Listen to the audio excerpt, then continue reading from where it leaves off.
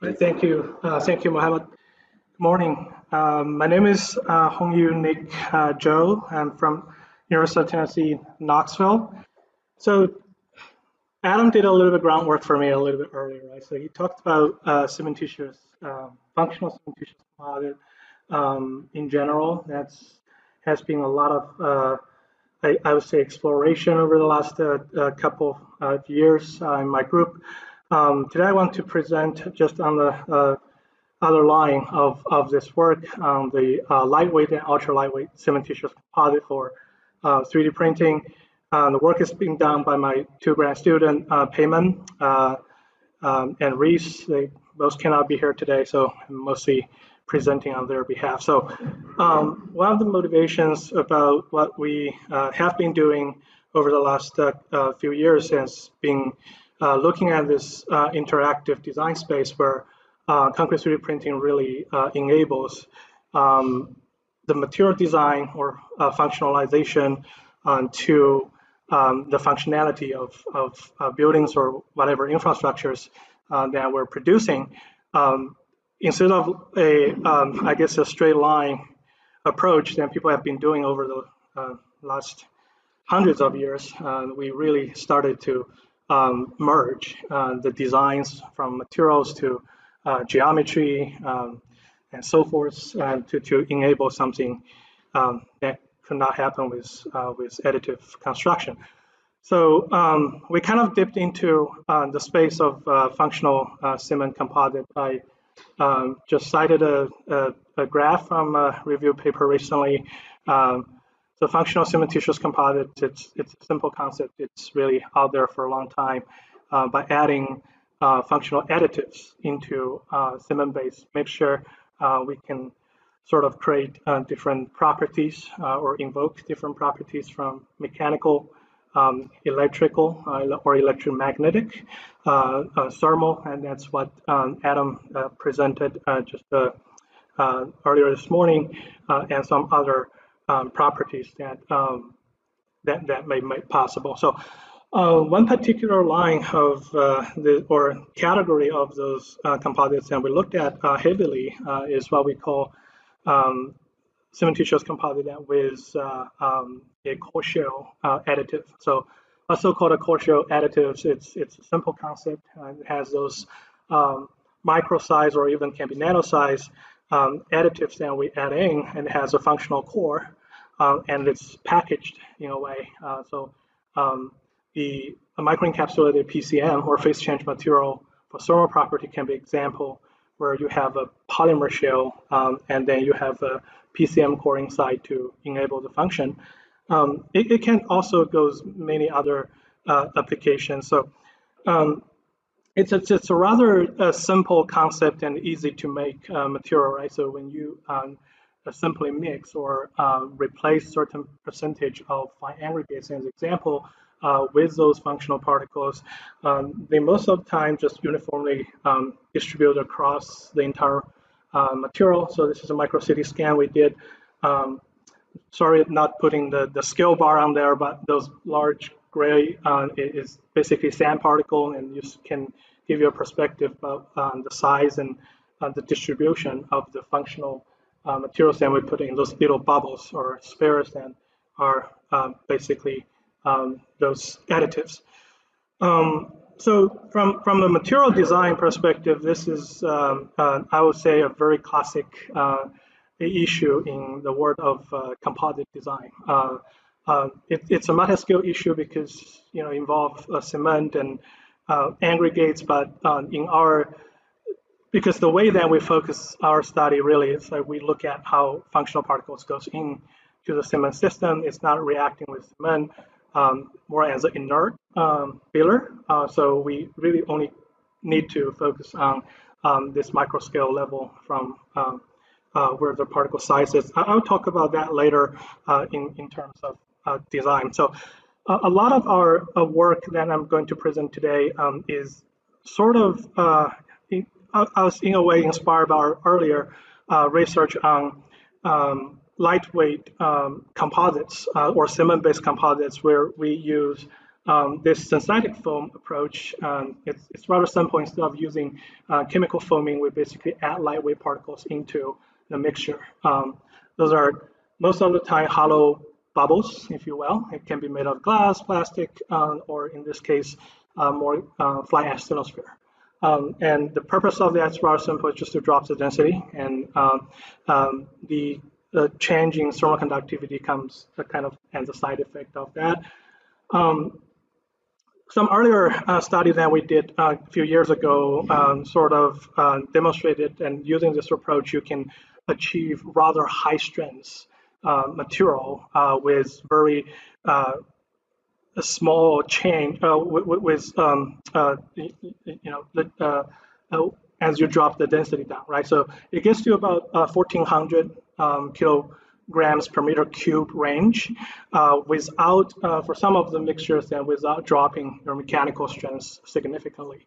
And I want to point out that these trends are dictated largely by the type of particles that we put in. The more rigid of shell, particle size really matters, that we can normally get higher mechanical performance. So going from there, that's where we started to think, how about 3D printing? Because people have been trying doing lightweight 3D mixtures for 3D printing on different kinds of effort. So we just sort of goes on and looked at all the all the different approaches people have been using.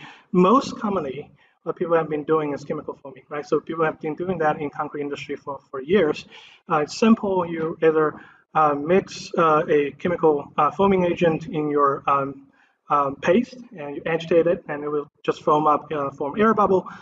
Or you can pre-foam, and then you mix the foam with cement paste, and all produce this kind of microstructure for lightweighting. Now, the problem with that in 3D printing, I've been looking at a lot of literatures recently, just trying to get students to look at, okay, what density range people have been achieved with this approach. One thing that comes across pretty evident is with 3D printing, this is kind of a little of a problem after you extrude it, when the air void ratio is really high. They start to kind of all the bubbles start to come together and form a percolated network. And the side effect of that is because when you 3D printed something, the grain structure is still not strong enough to hold gravity. And over time, if you have a large amount of air bubble inside, the gravity is going to just deform it and lead to pretty significant buildability issue. So we kind of went down to the synthetic foam, say, hey, can we use synthetic foam because it's have a rigid shell, we put that inside, and the buildability should not be a big issue, which is the case. But the problem with that is there's only so much that you can do with that approach, right? So in terms of density dropping, so even at a fairly high dosage of those lightweight particles, that we only are able to get to density down to about 1,200 kilograms meter cube range. So that's led to us think, can we use a hybrid approach to do that? Because we want to drop the density down, and at the same time, we don't want to lose a ton of buildability. The idea behind this is that if you have those rigid particles inside, when you print it, you have this air bubble start to foaming around it, right? The rigid particle still can form a pretty stable skeleton when it comes out. So the hypothesis or the thought there was can this hold the shape, and at the same time we drop the density as much as we can. So going from there, we basically just design a whole bunch of mixtures to try. We have a control. We have this chemically foamed two mixtures, and those are just synthetic foam. We add fly ash thermosphere to it, and the last three are basically what we use as a hybrid approach. You don't have to remember what the numbers are. I just want to quickly show what the results. So we run through the extrudability test, and I think Adam talked about how those are done, so I'm going to pass that. The point is that even at very low density, we get down to about 470 kilograms per meter cube, which is, to me, pretty impressive. I have not found any literature that's lower than this. That is really printable. But this is really the slide that I want to show is to our hypothesis, it worked because even at a somewhat medium range of this is just a air inducer. It's just start to collapse very, very quickly after the printing. So this is just a static foam. It holds up great as we suspected, but the problem is that if you add more, extrudability becomes an issue because you have all this micro-sized particles are jamming your mixture as you're trying to share it.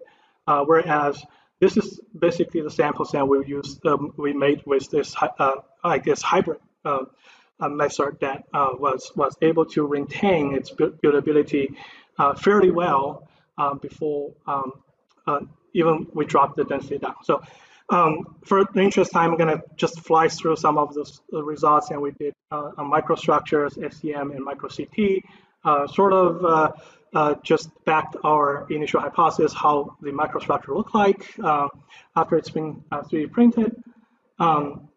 Mechanical testing, we did compressive and also interfacial shear. And so here, then we kind of print out just like for just air entrainment, in very small dosage, it's still workable, but as we increase the dosage, we cannot even produce samples that we can do mechanical testing in that sense. But here with the hybrid approach, that shape retainage has been much improved. So yeah, this is some more results with the thermal, and we didn't expect anything interesting here, just wanted to build that correlation because as we drop the density down, the thermal conductivity goes down almost proportionally. It kind of proves our point. We did a little bit modeling just to help us design the mixture. I'm not going to go into the details about the model for the interest of time, but really just kind of want to show if you're interested, I can point to a publication there, but the model, both mechanical and thermal properties, predicts all those foam materials pretty well in that sense. So in conclusion, we have looked at different pathways to do lightweighting in 3D printable concrete. And we run a very standard sets of printability, mechanical, thermal property tests, and sync our initial hypothesis to say, can this hybrid approach to push the boundary of lower density 3D printable mix? I think it worked well. We're still in the process of finishing this up, but with that, I want to thank all the sponsors. Mike, he had a lot of discussion. He's in the room here today to help us along the years. But with that, thank you very much. Thank you. Okay.